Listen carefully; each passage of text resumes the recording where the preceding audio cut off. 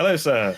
How are you? Are you well? Did I make you laugh? I'm well. Yeah, you did with your countdown. Yeah. Something that the listener will never get to enjoy. Shall I explain what it is? Nah, let's just leave it as our little thing. Okay. A little mystery for the beginning of the year. It is 2025. Our first episode of the new year. Yeah. If you think about it, today is the 25th year of the 21st century. Oh, what does that mean? I don't know. It is what it is. Just calendar. If you could do maths, I guess that's like a fun thing. Someone who can do basic maths is listening and going, yes. He's onto something. Hey, welcome back to another episode of Chatting Pitch. I am Leslie, one half of Chatting Pitch, and I'll let my co-host introduce himself. And I am Matthew D. Smith. Thank you very much for letting me introduce myself. Yes, welcome back. For those of you who are new, we at Chatting Pitch, we like to do reviews of stuff, and we've got 3 reviews coming up today. We'll reveal what they are later on. You can probably guess. They're all movies that have been out this year, and I guess we could talk about which one is movie of the year so far. 6 days in. Movie of the year! I heard a genuine, not ironic, a genuine radio advert that was calling a movie the movie of the year, and it was the 3rd of January. So what a strange boast.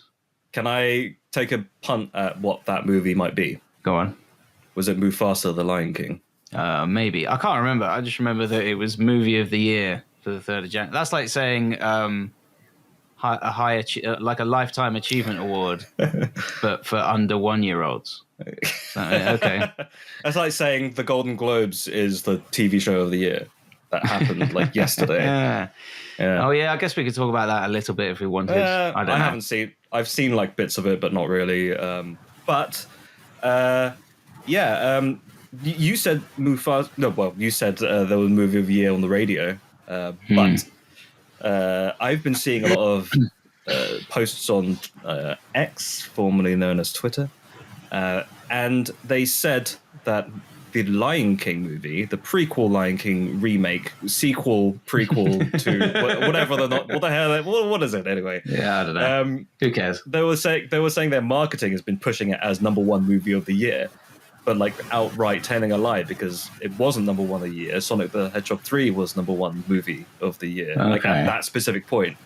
Is it one of those things where it's like #1 in terms of opinion? Like, no, they were just saying it's #1. It's our opinion that our movie that we put money into is the best. Yeah, that's what they're saying. Which would make sense if they said and that. Why would they lie? Why would Disney, the big multi-conglomerate, reboot, sequel, prequel, Disney Company of the Year? Yeah. 6th of January, doing well. Speaking of 6th of January, here's the jingle.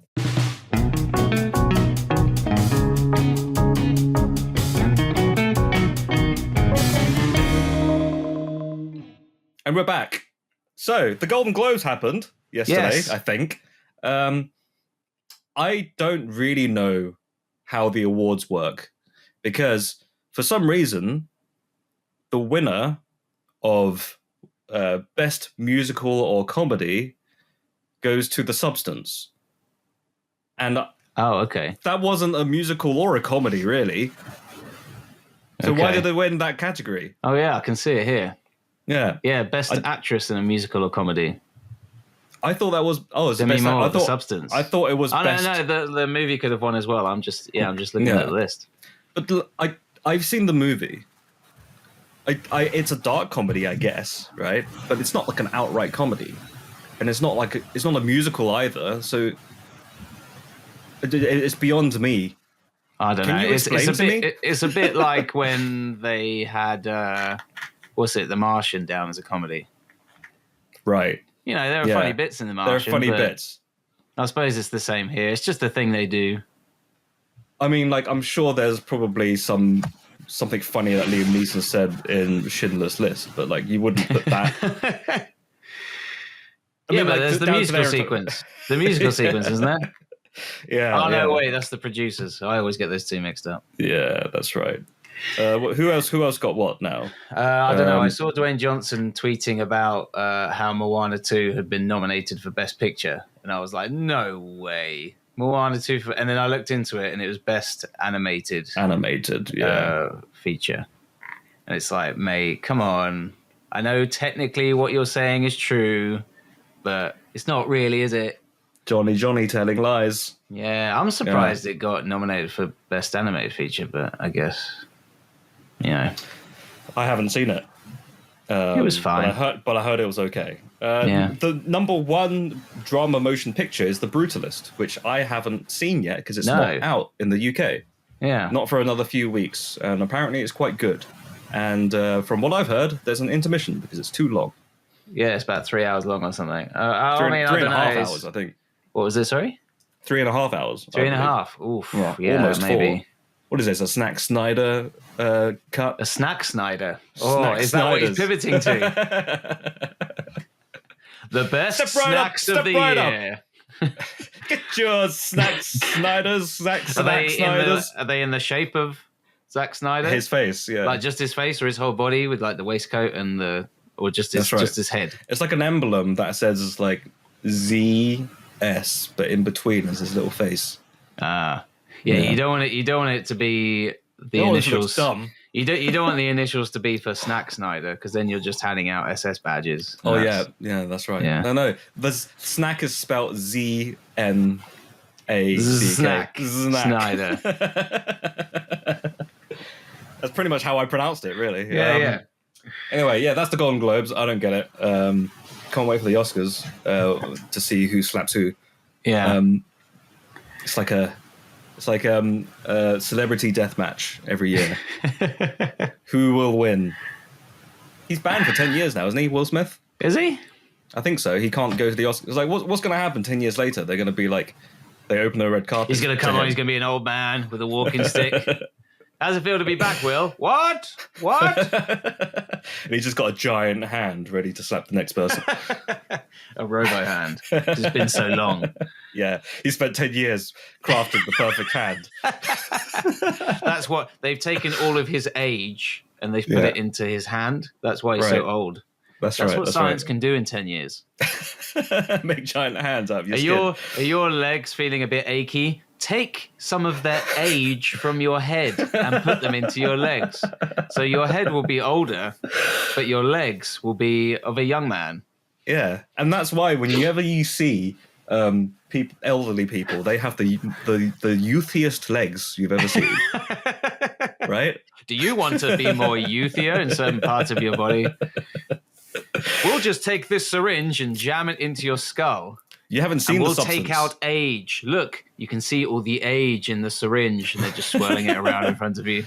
It's a shame you haven't seen the substance because, like, is that pretty much the idea it? of the movie is like you make a younger version of yourself. But what if there was a discount where you can only make your legs young? That'd be fun. Is that what they did in the substance? Is that how they made it into a comedy? That's right. Yeah. And so we're saying that Will Smith is going to have it put into his hand. That's He's right. going to slap whoever's hosting the Oscars. It's like in that 10 years' Simpsons time. sketch, that bit where the guy had a giant hand because he put it into the fusion reactor or whatever it was.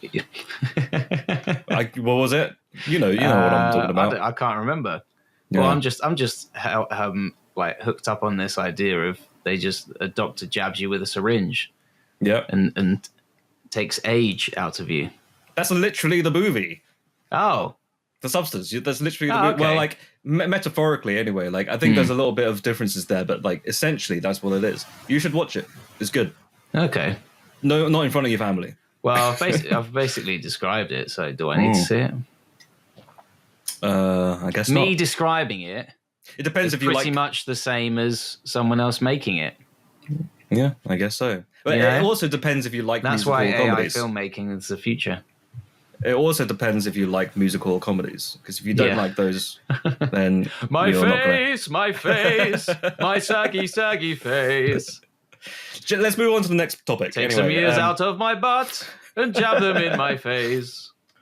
Speaking of musicals, that is a nice carry segue. On. No, Nosferatu. no, Nosferatu. Yeah. Which one? I'll take That control of bag, your body that from bag. over the seas. And then he starts doing the Thriller dance. Nosferatu. Nosferatu. We watched 3 movies, and what we're going to do, because we're tight on time, we're going to do Yeah. quick fire rounds. We So don't what want to I'm keep gonna you. do, We don't I don't want to keep keep you. What I'm going to do is I'm going to set a timer, Mhm. and for 10 Ooh. minutes, and Okay. every time we, every 10-minute timer, we're going to discuss a movie and how we Yes. think about it and how we feel. And when And the the timer goes last out, that's thing, it. and the last thing that we say has to also apply to the next movie. You've just made it 10 times more complicated. Let's see how it goes. Shall we begin? Should with, we talk? Should we talk Better Man then? As you were Let's talking talk Better Man. musicals. Okay, yeah. So 3, 2, 1, 10 minutes timer starts now. Speed time round. Okay, so what is the movie? It's the movie that everybody's been asking for. A biopic about Robbie Williams, but he's also a CGI monkey. That's pretty much that's pretty much how the trailer sells it. Yeah. Turns out it works. Yeah, it really works. I was very surprised. Yeah, who would have thought? You were texting me about these 3 movies, Mhm. and you said that Better Man was. I don't know if you said by far your favorite, but you said it was your favorite, and I thought, oh, okay. It was my favorite out of the 3 Yeah. that we're talking about today. What was your movie of the year so far? So movie of the year? Yeah. This year? Yeah, movie of the year. Yeah. Oh my goodness! Well, it would have had to have come out this year, right? Yeah. Or would it have? I had to have seen it this year. When did it come? Yeah, I suppose. Yeah, but then you could say like, I watched. Well, I guess technically Nosferatu is the I movie watched of the year. Dude, Where's My Car on the 1st of January 2026. So I guess that's my movie of the year. That is true. Anyway, Better Man. Why did you like it?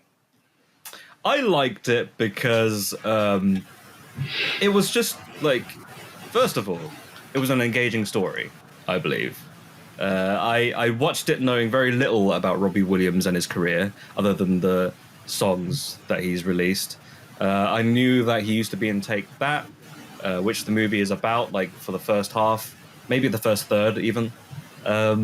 And then it kind of pivots into what Robbie Williams described when he was doing interviews was the first half was singy, songy, dancey, happy, and then it just goes full train spotting halfway through with a CGI monkey. That might be a bit of a stretch, over exaggeration.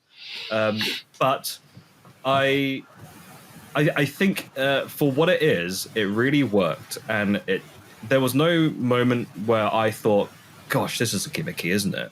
Like for me, I watched it. Somehow I was able to give in to the emotions that was conveyed through the CGI monkey, and I believe they used motion capture technology. I think Robbie Williams also played the monkey as well as another actor who I don't remember his name, but he did young Robbie Williams. I think I've read that it was John O. Davies in playing the sort of the mocap side of things, and it was a mixture of their vocals, I think. Okay, so it was like him doing the... Maybe Robbie Williams did a bit of the mocap as well, I don't know. I think he did most of the adult Robbie Williams, but then the younger version of him was done by somebody else. I don't really know. I haven't seen the behind the scenes, but I did see Robbie Williams in a mocap suit, so I think he did do some stuff there. He also re-recorded all the songs. Are you sure that wasn't just some of his fashion choices from the late 90s? Because yeah, he went that was through his costume. It was his Halloween costume. He was dressing up as Jake Gyllenhaal from Spider-Man. I think my favorite look in the movie was him in his red Adidas suit. And with the blonde hair. The blonde hair. Yeah. It looked good. But anyway, I think I'm with you. That at no point did I think, oh wow, I'm very aware that it's a monkey. Yeah. Pretty much from the first frame, I was just like, yeah, okay, I'm buying into this. I don't know how the movie has convinced me of this, but I'm doing it. Nobody addresses it. Nobody says, "Oh, you're a monkey." But then there are times where, like, you know, obviously the monkey thing is a metaphor, but like, there are times where when he gets a little bit overwhelmed, like his character starts getting into, I don't know, what's the word? When he's getting overly emotional, Okay. he will suddenly scream like a monkey. Did you catch that? Yeah. Yeah. He'll let out his inner monkey. His inner monkey. His Primal Rage. What a game! Did you ever play Primal Rage? Primal Rage, no. It was like a claymation beat 'em up game on like in the arcades, Sega Mega Drive. What a weird subgenre of games that is, though. The claymation fighting stuff. games. Yeah, I loved it. I thought it was great. Yeah. There was a few of them. Anyway, that's besides the point. We've got 5 minutes left. Yeah. I think. Should we talk spoilers, or do you want to? Is there anything else you want to say? I don't have much to say on spoilers. Most of my stuff is probably spoiler free. Okay, sure. I would say that I think I bought into the monkey thing quite easily because I'm not a huge fan of music biopics. Okay. To put it Hence why they did the gimmick. Put it lightly. Yeah, it was nice that when I saw the trailers, I thought, oh, okay, they are doing something different. Yeah. So even if it comes out and it doesn't work, I will still probably see this because it's promising. I mean, story-wise, it pretty much follows the general, okay, there are no one, and then they get success, and then they have the fall, which is pretty much self-induced, kind of, and then the redemption at the end. The story structure is pretty much music biopic 101. Yeah. But at least the artistic choices that they made, like the style choices that they made, were at least a bit different. Yeah. You know, I remember watching Bohemian Rhapsody and Rocket Man and thinking like, I've seen anyone who cares about the subject will know this stuff already. Yep. Anyone who doesn't care about the subject, are they going to care? I don't know. Yeah. Whereas this... Here's the thing. I didn't really care about the subject, but I was still entertained. Yeah. Because Robbie Williams at one point was trying to entertain me. Come on. Claymation fighting! Yeah. But I would also say that it's, for anyone who hasn't seen it, it's actually quite melancholic. Yeah. Even at the end, I noticed even in the end credits, the music that they use in the end credits is kind of like a melancholy version of, I can't remember what song it was, but one of his hits. Come on. Let me entertain you. Yeah. It's pretty darn good. Yeah, I enjoyed it. Rating system. Anyone who doesn't know, we have a rating system, and it's and it makes no sense. All right, it's the spelling of our podcast. C is the lowest. Chatting pitch is the highest. So I would say it's a solid chatting pitch C. Okay, for me, because I came out of it not. I went into it not expecting much. I came out of it really enjoying it. Okay. But you know, it gets knocked off like one letter, just because I just think some of it dragged on a little bit. Okay. Like especially the middle section. Yeah. There was a little bit of a lull, just. That's the only thing. Like I think I did yawn at one point. And that's a telling sign that, like, you know, I'm not fully engaged. But that's my rating. I think similar but slightly different. I give it a chatting pit. I didn't mind so much the middle section, but I did think the ending was a bit self-indulgent. Which is interesting because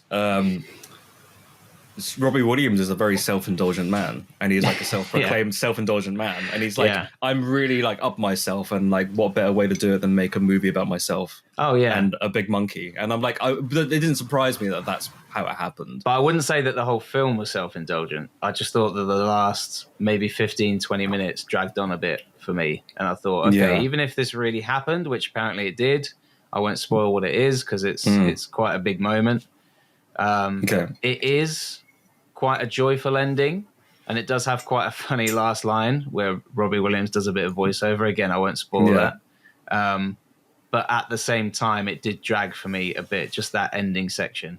I would say the energy probably for me carried through up until that point. That's interesting. It's a very high energy movie. Well, I actually had the opposite feeling. I quite enjoyed that last moment, you know, the final scene. But I don't know, maybe I'm just a sucker that got swept up in the manipulative nature of the biopic.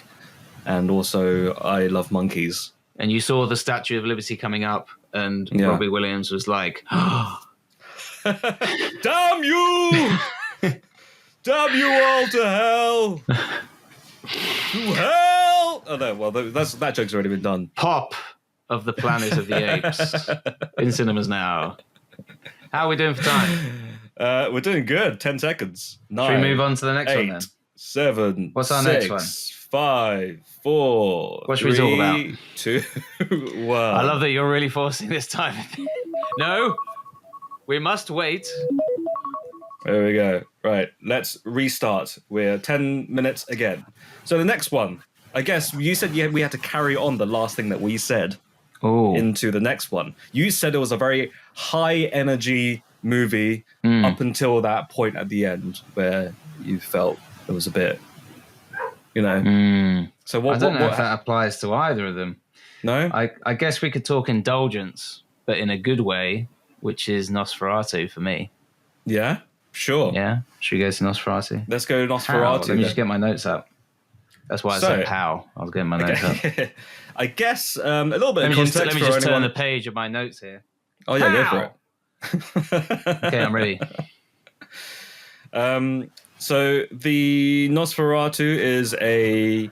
Would you say it's a remake or an adaptation? Because I see it as a remake. Yeah. Only probably because a remake of remake of an adaptation. Yeah. Anyone who hasn't seen Dracula Dead and Loving It, you don't have to see the Leslie Nielsen original. It's fine. You can still get on with this adaptation. So this adaptation is actually an adaptation. So what was it? Dead and Loving It had a remake, and it was that Nicolas Cage vampire movie, right? So Nosferatu is actually a remake of that, which was a remake of everything with vampires is a remake of what came before. Yeah. Up until Twilight, what was the original? Nosferatu. The original, they called it. Yeah. Nosferatu, the first one. Tell me, Matthew, why is Nosferatu a movie in the first place anyway? So what was the original? A movie in the first place? What was the original? Yeah. Well, it's an interesting story. I don't know if you know much about the copyright stuff with the original. I know a little bit, yeah. So it was based on Bram Stoker's Dracula novel. Dracula, the original, colon, the first one. Which was a remake of that Nicolas Cage movie. Which was a rewrite of the Nicolas Cage movie that hadn't been made. Bram Stoker built a time machine.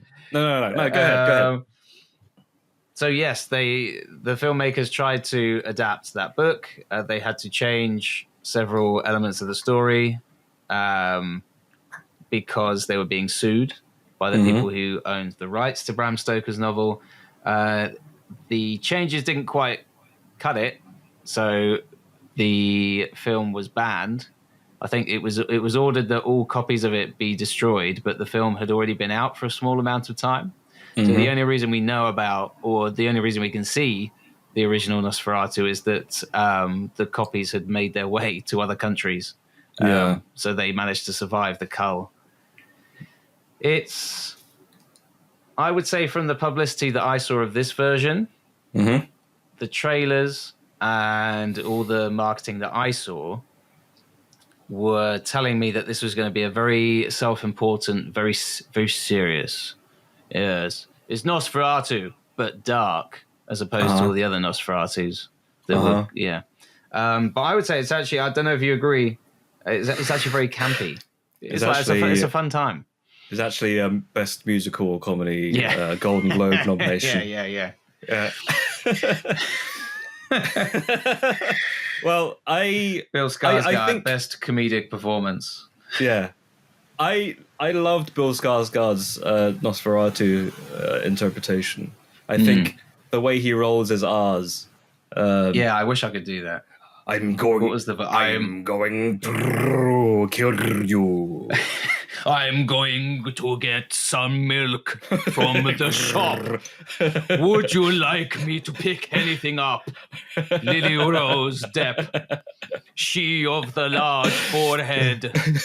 Now let me tell you. Wait, no. Is your choice of oat milk a dietary preference or an allergy? Count Orlok, I've woken up with these strange puncture wounds. Don't worry, I've been giving you acupuncture. You seemed sick when you arrived. Lily Rose Depp, she whose father is a drunken pirate and also played Jack Sparrow. Did you see what I did there? Did you see what I did there? She who is named after not one, but two flowers. It is most redundant. 1, 2, ha, ha, ha. This decree must be obeyed. I must riff. It is in my blood. So you like the film?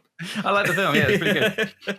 I liked it too. I think But I thought super campy. Go on, what were you going to say? I think maybe it could have been the fact that I watched it on New Year's Day and I was quite knackered from the night before. But there were moments where I felt like, ooh, this is a bit of a slow burn, isn't it? Okay. I don't know if you felt the same way. Were you riveted throughout?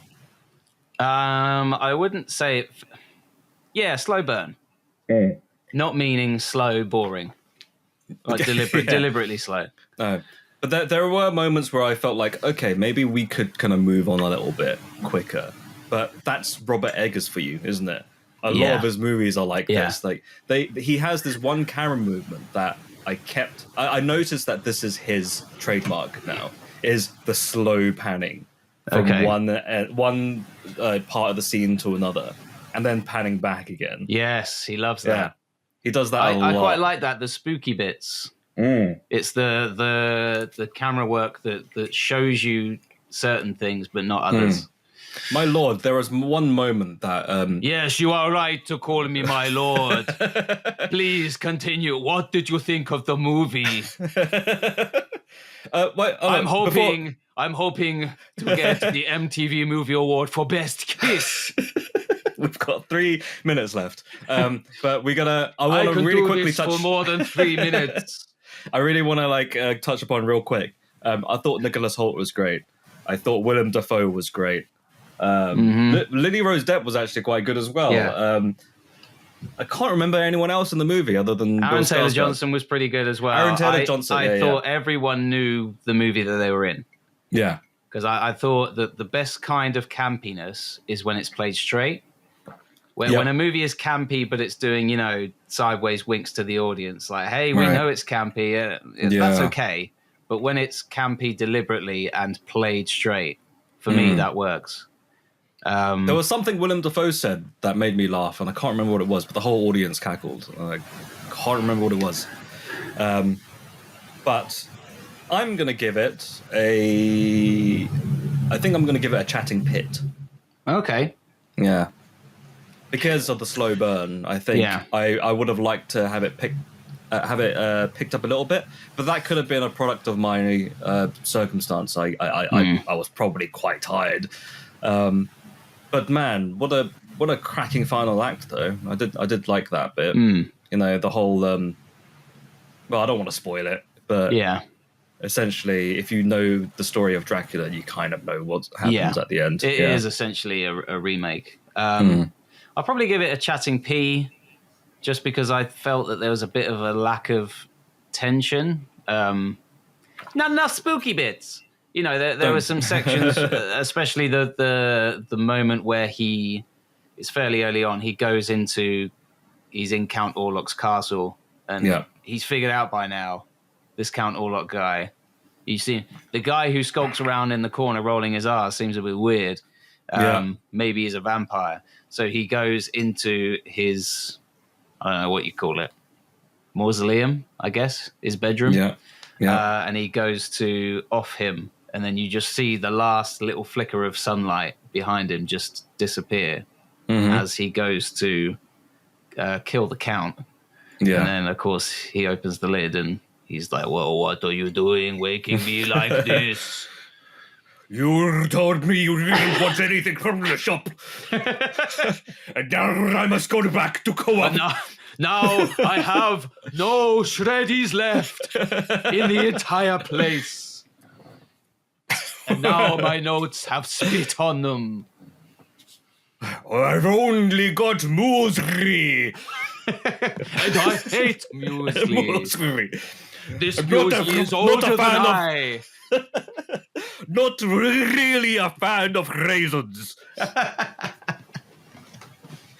Can Do you have any goat milk? Can you do Count Orlok doing an impression after this line of dialogue? Oh, these new inventions, what do you call them? A car. They make a fantastic sound. Vroom! And we're out of time.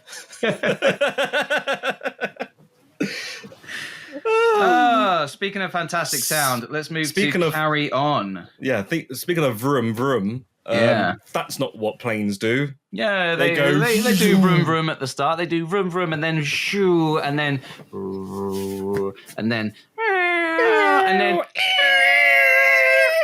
then local time is And then, oh god, I wish I could take my seatbelt off yet. click click click click click click click click. So And then that's the the lady's like, sound. please sit down, sir. Until the lights have gone, you have to keep your seatbelt on. Sir, we need to stow your baby. It's too large. It's too large for the overhead locker. Look, That's it's not got a a little baby. tag on your baby. That's not a baby, that's my hand. It's like, sorry, Will Smith, I didn't know. Yes. Sorry, it's my hand. I drew a face on it. Carry on. Carry on. My wayward son.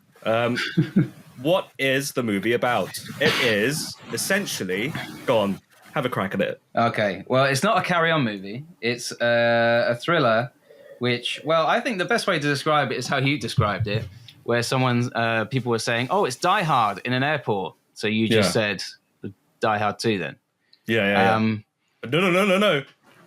He's not a policeman. Oh no. He's a TSA. He wants to be man. a policeman. He wants to be a policeman, yeah. Yeah. Also, he runs fast. But we're mocking it, but I don't know. I thought it was quite good. I thought it was quite good. Yeah. It's nice Christmas chewing gum movie. Yeah. The chewing gum for the eyes is like the term where my eyes. Somebody coined that, and I don't want to take credit for that.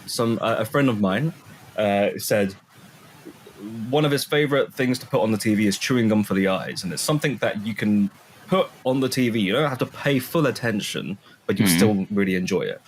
And I feel like Carry On is one of those movies. Okay.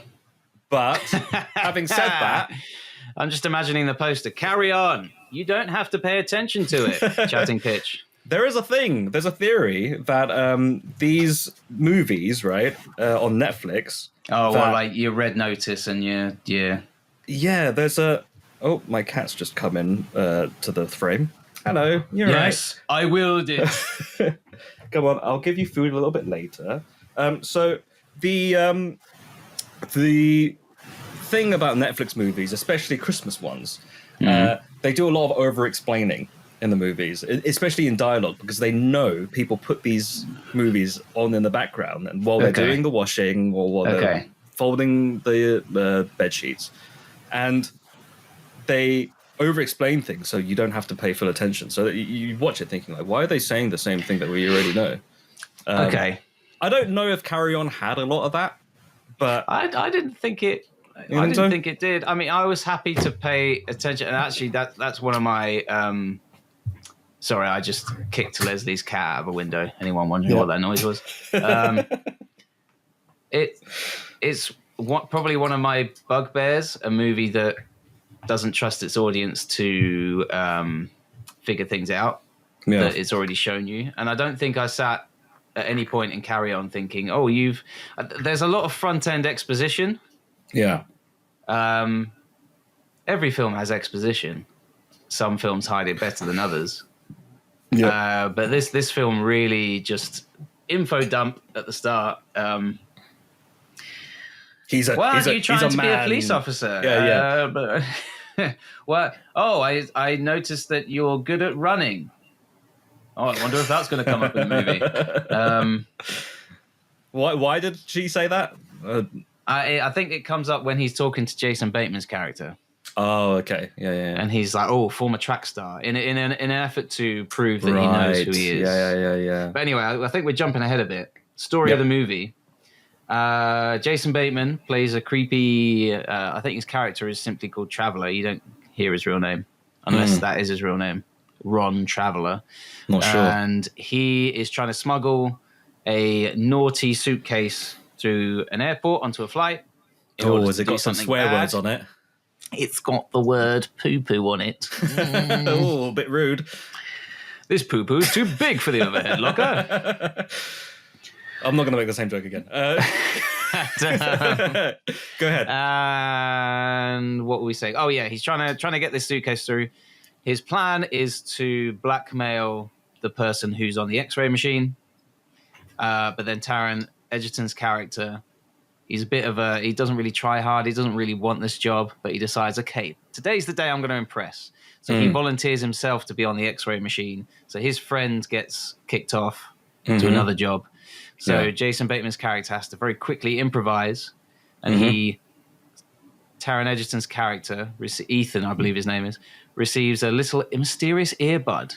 And he puts it in and he hears Jason Bateman's character throughout the movie telling him what to do and such and such. Colin Farrell's phone booth. Yeah, it's phone booth, but not in a booth. In an airport. It's Colin Farrell's phone. Okay. Sure, why not? What did you think? I really liked it. I thought there were some moments where it was just like, wow, this came out of nowhere, like the car chase. Okay. Which was like technically quite fun to watch, but I was like, why is this happening? It's very strange. Like I like a good oneer, like like a one long take or whatever it is. But you can clearly tell that this one is too big for the overhead locker. You better put some cuts in. Sorry, now go on. Sorry, Will Smith, you cannot put your car in the overhead locker. So yeah, I really enjoyed it for what it was. It's a formula that's been repeated a lot, but it's done like you know what? There are moments where I feel like they've done a certain thing that I've seen in many movies before, and they've done it quite well this time. Especially, the bits where you see the phone screen. That was a really nice view of your cat walking in front of your camera. I was trying. Trust me, Leslie, your cat doesn't need a colonoscopy now. I've seen everything. Yeah, speaking of X-rays, let's get back to the movie. Oh, good segue. Yes. I felt if you could... I want to say the whole thing it with for someone who hasn't seen it. Go on. The phone screen stuff. Like, I thought that was done quite well. Yeah, I liked that, yeah. Yeah, because, whenever you get someone who's, like, texting, you suddenly pop up and it says, like, right? Sometimes it's a bit cheesy, but they did it in quite a way where it's, like, you can see it looks a bit different. And I don't know. I quite liked moments like that where the filmmaker obviously got a little bit more creative. Yes. But... did you like the little end credits bit where all the heads of department had their equipment on show? No. Did you see that bit? The end credit sequence, whenever they had music by, and then they had the person's name. They would have some cute little CGI images on the screen, and it would be an X-ray of someone's suitcase, and they would have like a keyboard in there or like a a glockenspiel. I need to look that up again because I didn't catch that. Yeah, it was pretty nice. Like, it was I like think costumes by, and then there'd be like sewing needles and like bits of material. I did not catch that. It was a nice touch. Yeah. What's your rating then? What would you give it? A chatting. Chatting. Okay. Yeah, no chatting. I think it was fine. It was good. It was like a remix of an 80s song. Sure. would be how I would It did describe feel like an 80s movie. Yeah. Like late 80s, early 90s. Like an Arnie Schwarzenegger vehicle or what have you. Vroom vroom. But I'd say I'd give it a chatting P. It's like a one above what you said. Just because I was entertained, but it wasn't groundbreaking. I didn't come out of it thinking, whew, what a ride.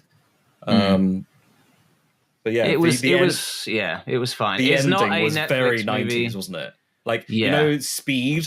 Yeah. That had a very similar ending to me. Yeah. Okay, well that's that, and we've got 1 minute to spare. Okay. What do you want to? I guess I could say that my final note is that Netflix's message, "What did you think?" at the end, comes across as someone with ADHD who's extremely desperate and has low self-esteem. Right. Because Netflix comes up literally seconds after the film is finished. What did you think? But there's also a little timer in the corner going, preview in 9 seconds, 8 seconds, 7 seconds. So it's almost, that's how I see Netflix now. What did you think? What did you think? Oh, we've got another thing for you if you didn't like it. But tell us what you think of it. Oh, never mind, you ran out of time. We're going to watch this thing now. We're going to watch the whole a fireplace movie crackling. I watched the whole movie with like a separate screen on the side that just had people cutting sand the whole time, or like playing with slime. That's a thing that... Oh, you don't know? Oh, okay, no. So on social media now, for the ADHD kids, they have 2 things playing at the same time to engage the audience. So that's what I did. And we have run out of time. Our movie's so good, you have to watch something else so you don't fall asleep.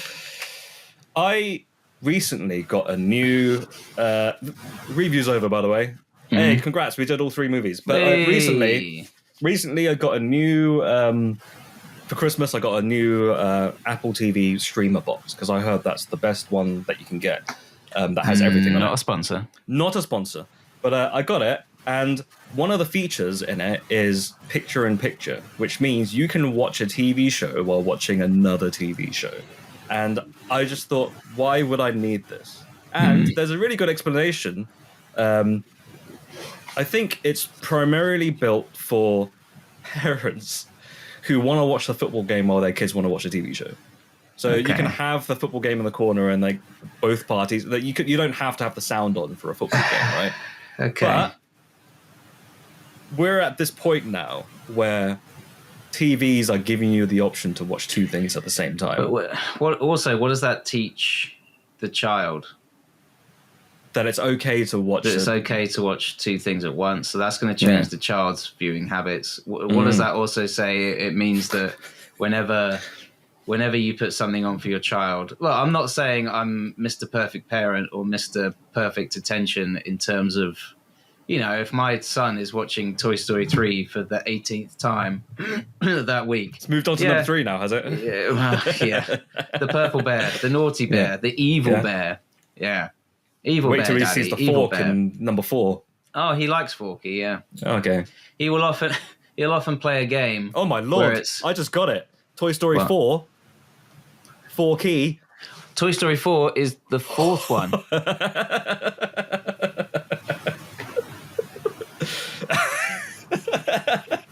I hate you so much right now. And the prongs of the fork represent the lateral investments or whatever it is Dwayne Johnson was on about. Multiple verticals. Yeah, long shelf life.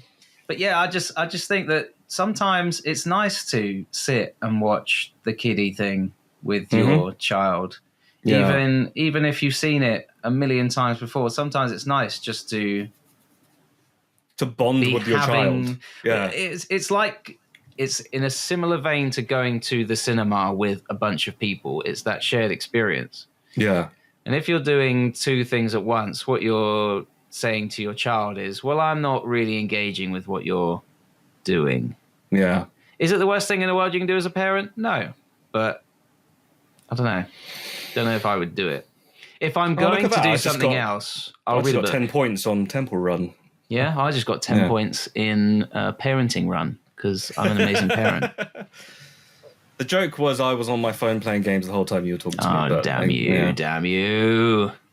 Damn you all to hell. Hey, speaking of expletives, here's the mid-break jingle.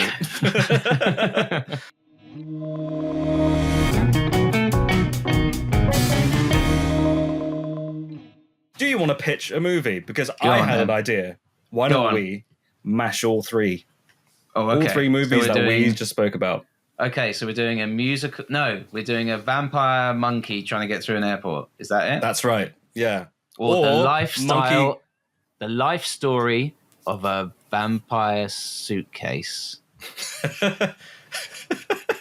It's a suitcase with teeth. It's Colin Farrell's phone.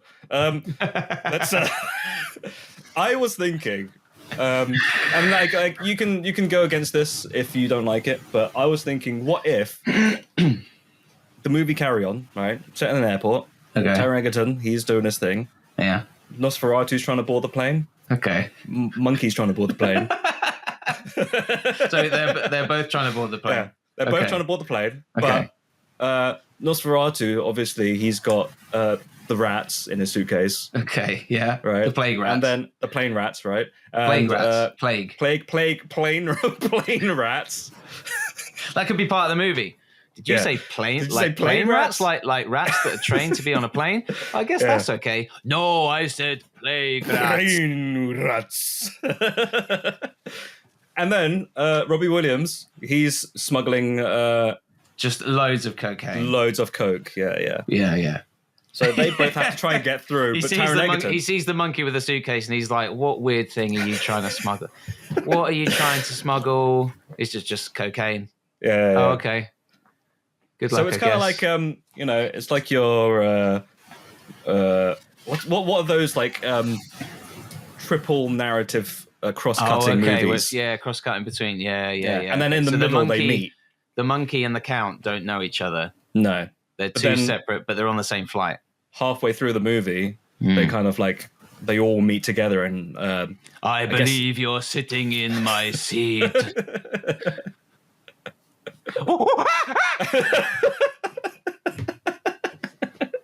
Darren Egginton's just is he in the cargo bay like trying to find the rats and he's like fighting all these rats and cocaine. Scrabbling after him. He has to take the cocaine to fight the rats. No, the rats have taken the cocaine. He's trying to catch them like Rocky and Rocky 3 with the chickens. He's trying to grab their tails. The rats are on cocaine. Taron Egerton's like, I guess the only way to fight these cocaine-ridden rats is to take cocaine. So it's everyone's on cocaine. Meanwhile, Nosferatu and Robbie Williams is like, you took my peanuts. And then Robbie Williams is just like,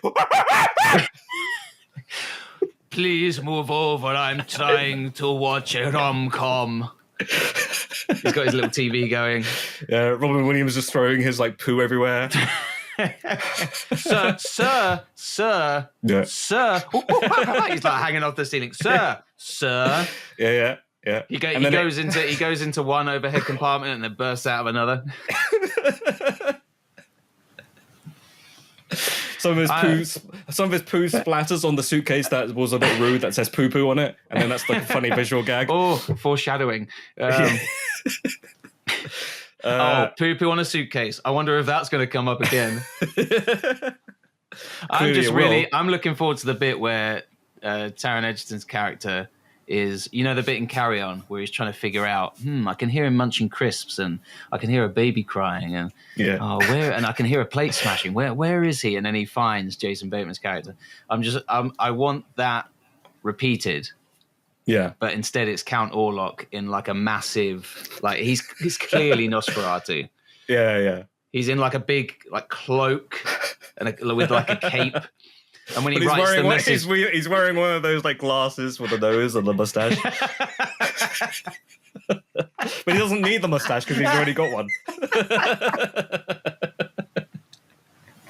I hope no one recognizes me. Wait, this would work.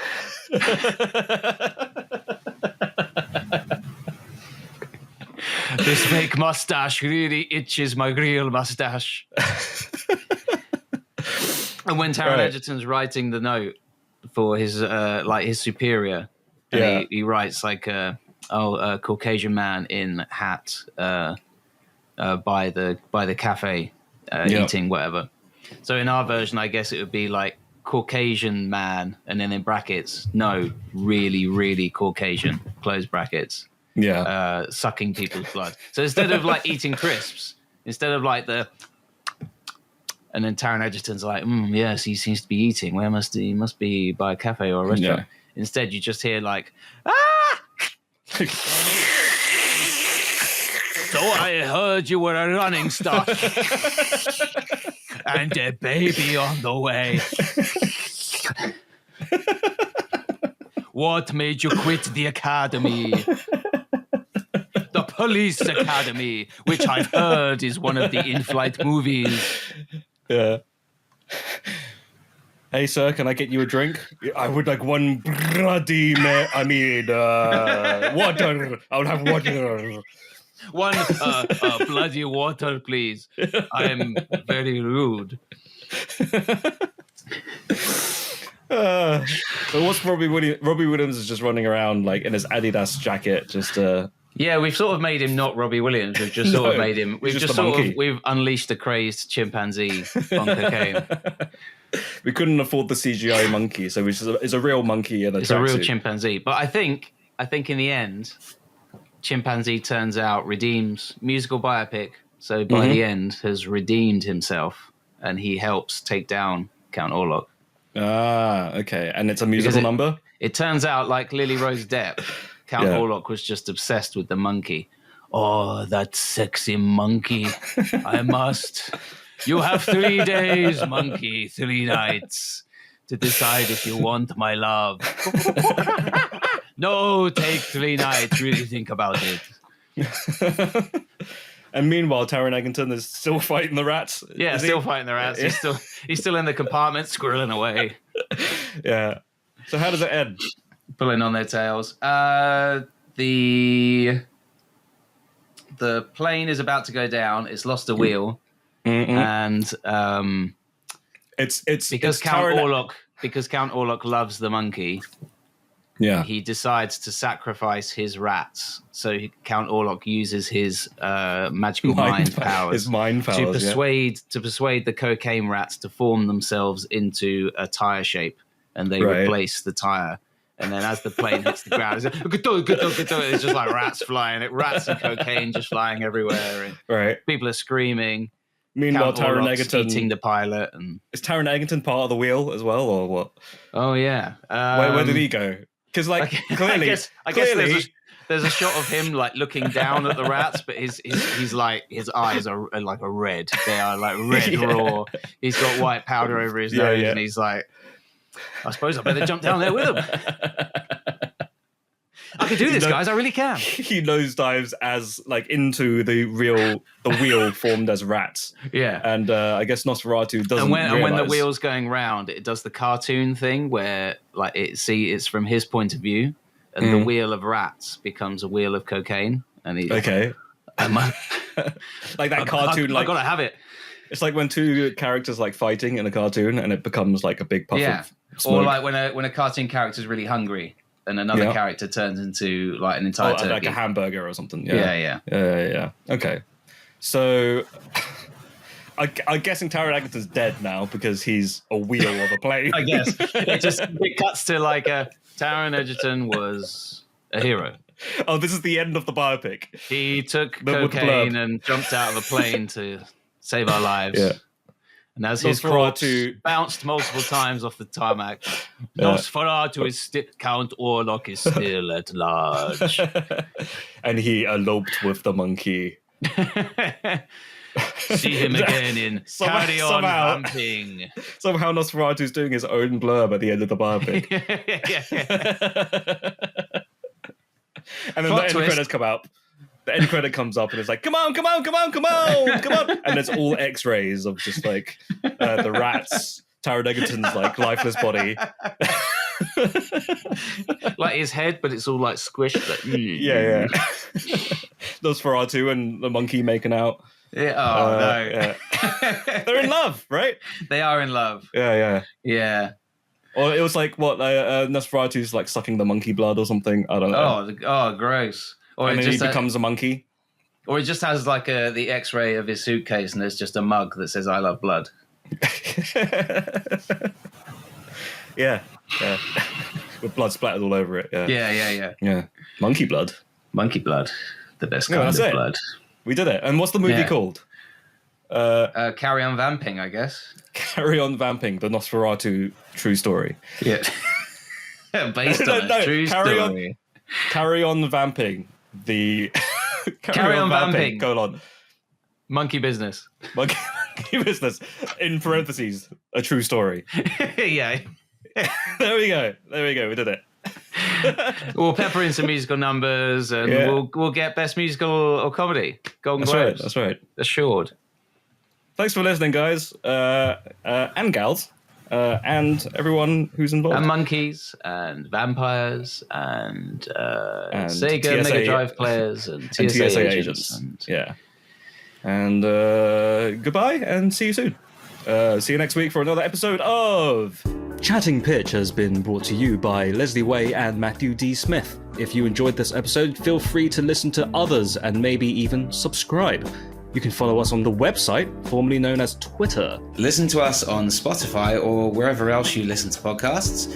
Leslie and Matthew have their own side hustles as well. Feel free to check out Leslie's YouTube channel or Matthew's Medium blog. Links in the description.